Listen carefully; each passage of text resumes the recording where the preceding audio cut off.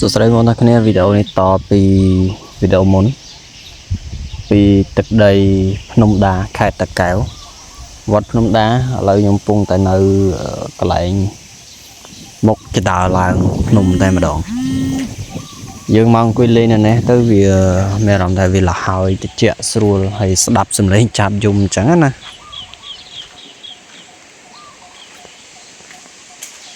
នេះផ្លូវឡើងភ្នំដាចដើរឡើងភ្នំនោះខ្លាំងទ្វារ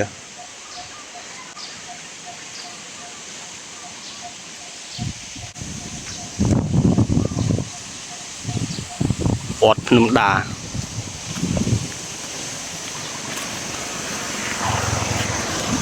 ហើយខាងក្រោមនេះសវាស្រែហើយស្រូវគេល្អមើលទៅ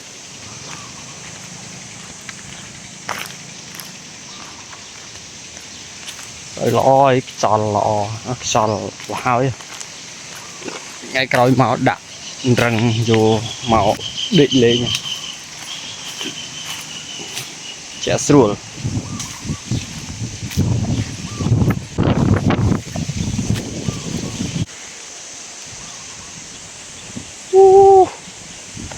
ចាមែនទេខ្យល់លហើយស្រួលស្រូវគេល្អណាស់អ្នកនរគ្នាហើយនោះទៅបន្លាយទឹកគេបូមតែដល់ប្រភពមកពីណានេះខ្ញុំអត់ស្គាល់ដែរណានេះតែស្រូវគេល្អណាស់ទិន្នផលគេក៏វាបានច្រើនជាងយើងដែរដីគេល្អអានេះហើយតម្លៃគេក៏គួរសមដែរប៉ុន្តែទឹកថ្លៃតាមតំណឹងមកគឺទឹកថ្លៃជាងខាងយើងឆ្ងាយគុណ2គុណ3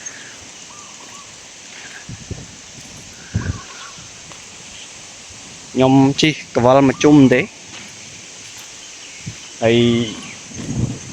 គួយលេងមកទុះគម្រោងថាទៅភ្នំបរិយមួយទៀតនៅគៀកនឹងដែរជិះទៅមើលប្រជុំដែរប៉ុន្តែមិនដឹងថាទៅអត់ទេអត់ច្បាស់ទេទៅមើល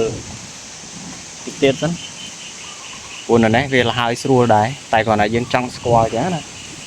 ព្រោះម៉េចនេះយើងអត់ដែរស្គាល់ទេអានេះលើកទី1មកចេះជិះតលេចេះជិះដើរលេងអញ្ចឹងជិះមកដល់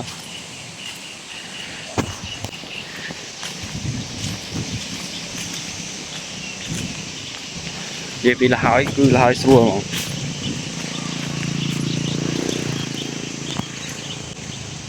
ទេសភាពម៉ែកប់សេរីអានេះផ្លូវគេជិះទៅវិញទៅមកនេះគឺផ្លូវនេះផ្លូវកលឹងភ្នំប្រជុំ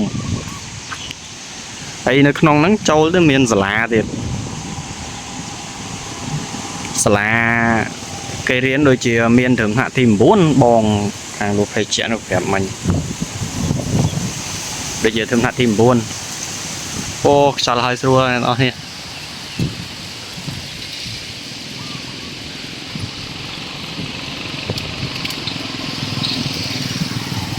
ខ្យល់ហើយវឹងហ្មង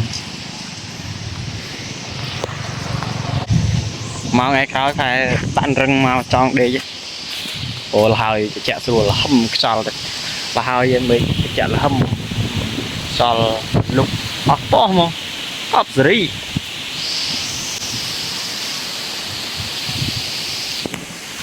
សួស្តីបងប្អូនគ្នាពីទឹកដីខេត្តតាកែវស្រុកគោបរី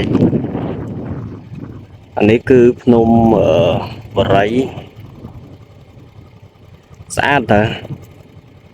ខ្ញុំកម្រងថាជិះទៅមើលកលឹងជុំវិញដែរតែមានអារម្មណ៍ថាខ្ជិលជិតដល់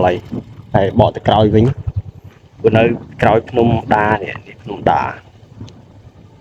មិនជិះកលឹងភ្នំដាមកជុំហើយបកទៅវិញអង្គុយលេងភ្នំដាវិញភ្នំបរិយមើលទៅដូចអត់មានអីដែរហ្នឹង